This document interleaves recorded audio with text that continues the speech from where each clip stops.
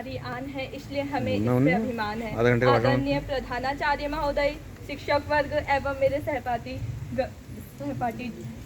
और सभी प्यारे भाई बहनों, आप सभी को मेरी तरफ से सर्वप्रथम हिंदी दिवस की हार्दिक शुभकामनाएं।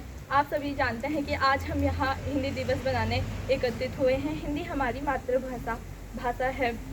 हिंदी को अनुच्छेद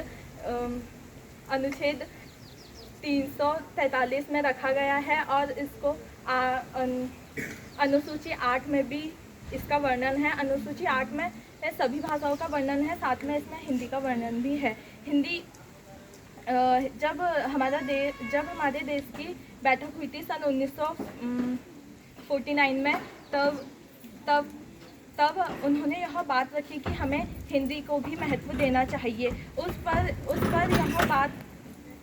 यह बातचीत तो हुई, परंतु इतना अधिक गौर नहीं किया गया। फिर बाद में उस पर गौर किया गया और सन 1959 में इसे हमारी मातृभाषा बनाना घोषित कर दिया गया। धन्यवाद।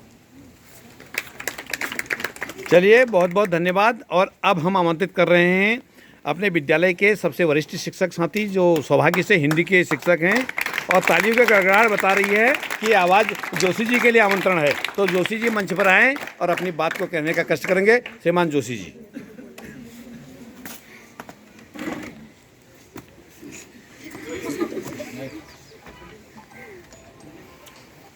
इसमें तौर पर जो है आज हिंदी दिवस पर 14 सितंबर सभी का हार्दिक अभिनंदन। इसको पावन जो अवसर है, प्रत्येक वर्ष आ रहा है हिंदी दिवस, जो भी उसमें अभी कुछ निरंतर प्रयास हो रहे हैं, विकास हो रहा है सतत रूप से, कुछ दिखाई दे रहा है। जो देवनागरी लिपि हमारी हिंदी है, तो वैज्ञानिक भाषा के रूप में है, आपको बताइए है। और हिंदी दिवस जो बताया अभी, इससे पहले उसके इतिहास पर, पृष्ठभूमि पर भी प्रकाश डाला गया है बच्चों के द्वारा।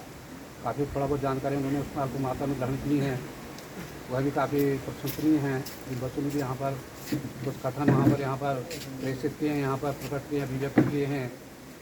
यहाँ पर सभी का आचार्य महोदय, अध्यापक वर्ग, शिक्षक वर्ग, शिक्षिकाएँ, सभी का मैं हमारे यहाँ पर अभिनंदन प्रस्तुत करते हुए ये दिवस पर कुछ जो भी थोड़ा बहुत मुझे जानकारी है, तो मैं भी नहीं जानता हूँ, क्योंकि थोड़ा बहुत पढ़ाना, पठन पाठन वो चीज़ अलग है।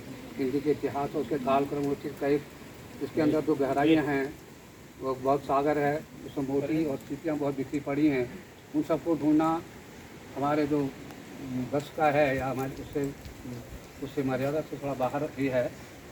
तो इसमें विशेषकर हम देखा कि हिंदी दिवस हम लेंगे, पहले उसको अभ्रंश रूप में जहाँ प्राप्त हुई थी, प्राप्त रूप में आई, उसके बाद धीरे धीरे वह आपके सुधार हुआ, परिमार्जन हुआ हिंदी भाषा में।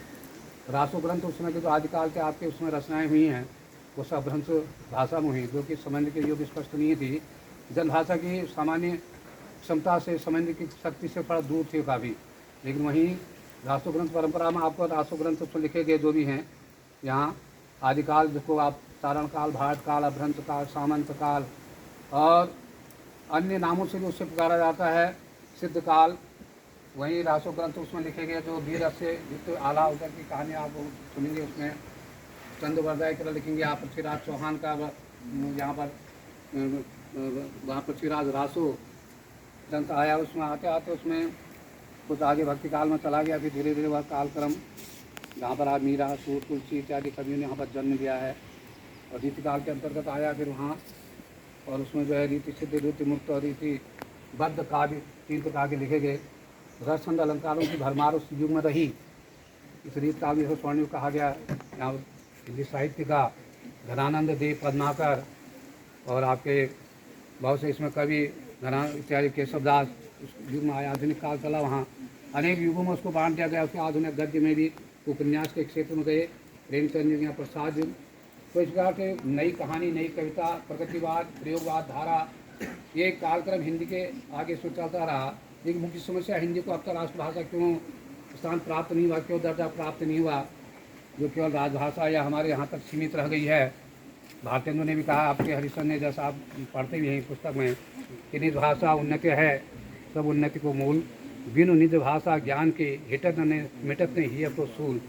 अतः हमारी जो भाषा है, मातृभाषा है, उसका ज्ञान होना परम आवश्यक है। हम आंग्ल भाषा का भी सम्मान करते हैं, किसी भाषा के प्रति कोई मन में द्वेष या अन्य प्रकार के अनादर की भावना हमारे हृदय में नहीं है, लेकिन हिंदी को एक वैकल्पिक रूप में, विकल्प के रूप में खड़ा नहीं किया जाए। यहाँ पर ये प्रश्न उठता है, उसको विकल्प का साधन न मान लिया जाए। जो भारत है, हिंदुस्तान है, जहाँ रची बसी है हिंदी, जनमानस का एक अंग है, जन जन की भाषा है, पूरे देश को, राष्ट्र को एक सूत्र बांधती है। तो उस हिंदी के प्रति हमारी जो कामना होनी चाहिए, हमारा प्रयास होना चाहिए कि उसको हम, भली बहुत सी संस्थाएं चल रही हैं आपके भारतीय नियोग में भी, नागरिक प्रचारण सभा और काशी इत्यादि, ये कई, और ये निदेशालय इसका जो इसके उसमें निरंतर काम करता रहा। आपके बहुत सी इन्होंने प्रयास किए। भारतीय हरिचंद्र ने भी गद्य बोली गद्य खड़ी बोली का उनको जनक माना गया। इन्होंने भी इसमें काफ़ी सुधार प्रयास किए थे उसमें।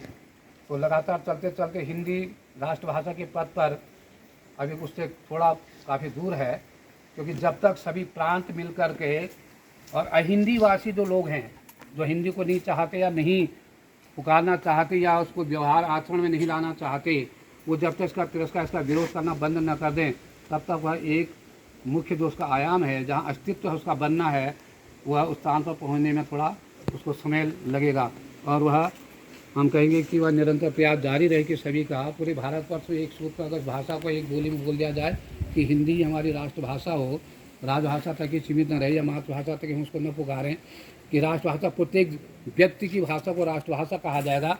भारत का प्रत्येक निवासी नागरिक उसको जब आचरण करेगा, व्यवहार बोलेगा उस भाषा को, तो इसमें साहित्य, अनेक रस साहित्य, साहित्य का शब्द हम कहें तो कहा जाए साहित्यन भाव इति साहित्यम, सारे हित का भाव या जिसमें कल्याण का भाव उसको हम साहित्य कहते हैं ना।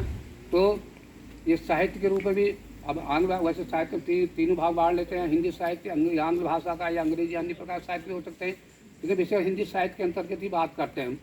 तो साहित्य के अंतर्गत जो साहित्यकारों ने अपना जो योगदान दिया है, और हमारे यहीं आप उत्तराखंड से भी आप लें, सुनीतानंद पंत को ले लें आप, और इलाचंद जोशी को ले लें, इधर शेखर जोशी को ले लें, मंगलेश डबराल को ले लें, शैलेश मटियान को ले लें, तो एक बहुत अच्छे अच्छे कहानीकार, उपन्यासकारों ने हमारे उत्तराखंड से योगदान दिया साहित्य में। और अंत में ये आशा करता हूँ कि हम इसका जो निरंतर प्रगति का मार्ग है उस पर अग्रसर हों, और इसको एक राजभाषा के तौर पर इसको गौरवान्वित हो और प्रतिष्ठित हो, ऐसी शुभकामनाएं हैं। चलिए, बहुत बहुत धन्यवाद जोशी जी का। और इससे पहले कि हमारे बीच के जो हिंदी प्रवक्ता हैं मैडम हैं, वो अपनी बात को रखें, मैं आमंत्रित कर रहा हूँ बच्चों को कि वो बच्चों अपने प्रिय हिंदी भाषी गुरुजनों के लिए, हिंदी के अध्यापकों के लिए कहें, कुछ गिफ्ट लाए हैं, शायद लाए हैं, तो उनको पहले आप दे दीजिए, उसके बाद मैं मैडम को आमंत्रित करूँगा।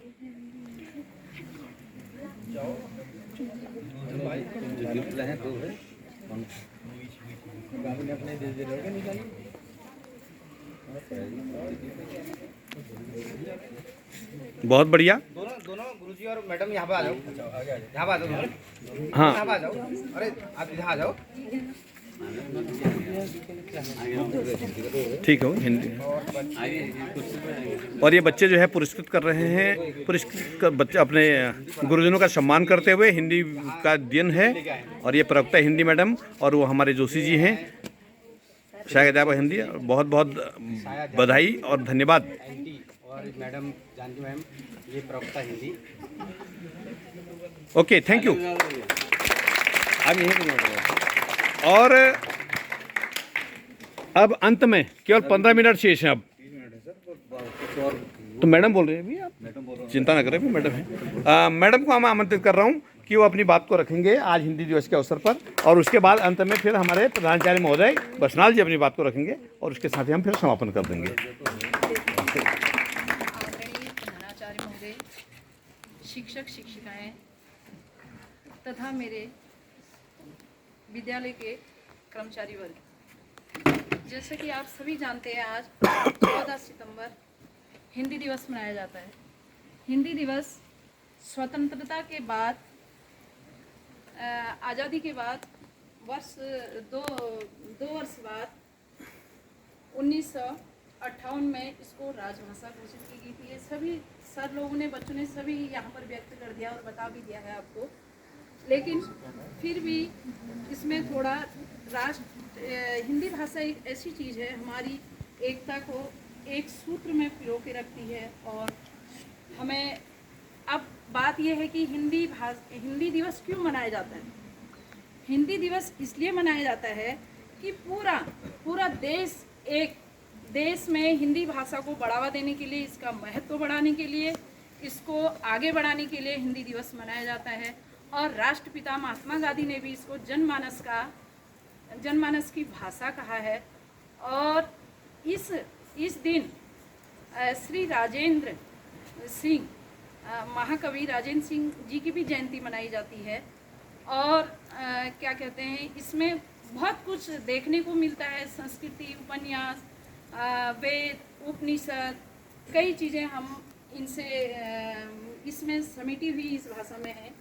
और बाकी सब कुछ सर लोगों ने बता ही दिया है। आप जानते ही हो कि मातृभाषा हमारे लिए कितनी ज़रूरी है। आज सारे विद्यालयों में और कॉलेजों में और कार्यालयों में ये हिंदी दिवस बड़े उत्साह और जोश के साथ मनाया जाता है।